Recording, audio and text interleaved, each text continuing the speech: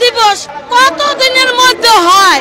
বেসরকারি প্রাথমিক বিদ্যালয় জাতীয়করণের অন্তর্ভুক্তির দাবিতে এবং চরম বৈষম্যের শিকারের অভিযোগে জাতীয় প্রেস ক্লাবের সামনে মানববন্ধন অবস্থান কর্মসূচি পালন করছেন বাংলাদেশ বেসরকারি প্রাথমিক শিক্ষক সমিতির শিক্ষকেরা। আমরা দেখছিলাম আজ সকাল থেকে তারা অবস্থান কর্মসূচি এবং মানববন্ধন কর্মসূচি তারা পালন করছেন। এখানে তাদের যে সকল শিক্ষকেরা যারা রয়েছেন তারা কিন্তু এই তাদের যে অবস্থান কর্মসূচি সেখানে আমরা দেখছি তারা অবস্থান নিয়েছেন। আমাদেরকে বলছে 10 কর্মদিবসের মধ্যে আপনাদের স্কুল আমরা করে দিব।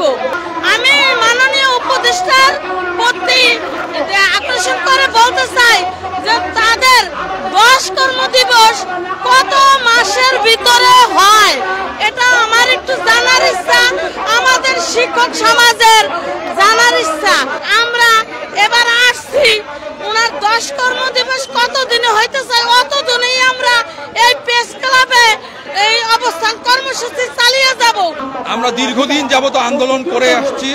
সর্বশেষ আমরা গত রমজান মাসে যে আন্দোলন করেছিলাম সেখানে আমাদেরকে বলা হয়েছিল 10 কর্মদিবসের মধ্যে মাননীয় প্রধান উপদেষ্টার দপ্তর থেকে মন্ত্রণালয়ে একটি চিঠি প্রদান করা হবে।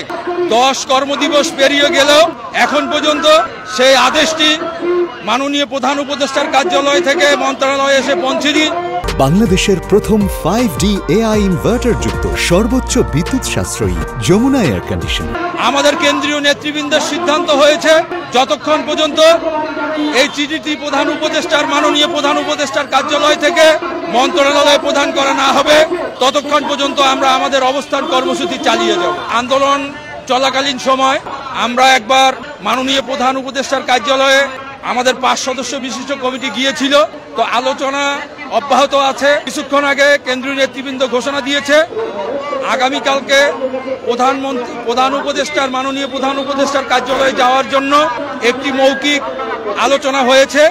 এখানে 4159টি যে বাদ পড়া বিদ্যালয় আছে এই বাদ পড়া 4159টি বিদ্যালয়ের কমসে কম 2 জন করে শিক্ষক এখানে উপস্থিত আছে। কোন স্কুলে 1 জন 2 জন। এই আন্দোলন যদি দীর্ঘায়িত হয় স্কুলের যে কয়েকজন শিক্ষক আছে তারাও এসে এই আন্দোলনে যোগ দিবে আমরা আশা রাখি। আমাদের পাঠদান কর্মসূচি বন্ধ নেই। আমরা 1 থেকে 2 জন শিক্ষক আজকের এই কর্মসূচিতে এসে উপস্থিত হয়েছি। বাকি শিক্ষক যারা আছে 2 থেকে 3 জন তারা একটু কষ্ট করে হলেও এই ক্লাস পরিচালনার কাজ চালিয়ে যাচ্ছে। আমরা প্রায় 1.5 যুগ বাংলাদেশ বেসরকারি প্রাথমিক বিদ্যালয় আমরা বিভিন্ন জেলা উপজেলা আমাদের এই বিদ্যালয়গুলো চলমান আছে। আমরা প্রায় 1.5 যুগ বৈষম্যের শিকার।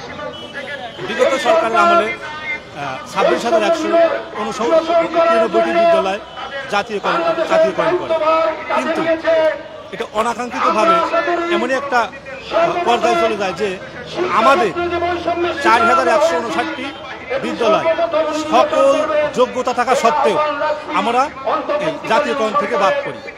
আমরা সেই 2018 সাল থেকে আমাদের দাবি দেওয়া নিয়ে এই প্রেস ক্লাবে মানববন্ধন করি, অবস্থান কর্মসূচি করি, অনশন করি। বিগত সরকার আমাদের এই বিদ্যালয়গুলোর সম্পর্কে কোনো কর্ণপাত না করে আমাদেরকে দীর্ঘদিন এই বৈষম্যের স্বীকার করে রেখেছে। দাবিটা হচ্ছে আমাদের জাতীয়করণ, বেসরকারি প্রাথমিক বিদ্যালয়গুলো জাতীয়করণের আশায়। আমাদের বলা হয়েছিল যে আপনাদের এই যতগুলো 4159টি স্কুল আছে স্কুলটা আমরা জাতীয়করণ করার আওতায় নিয়ে আসতেছি।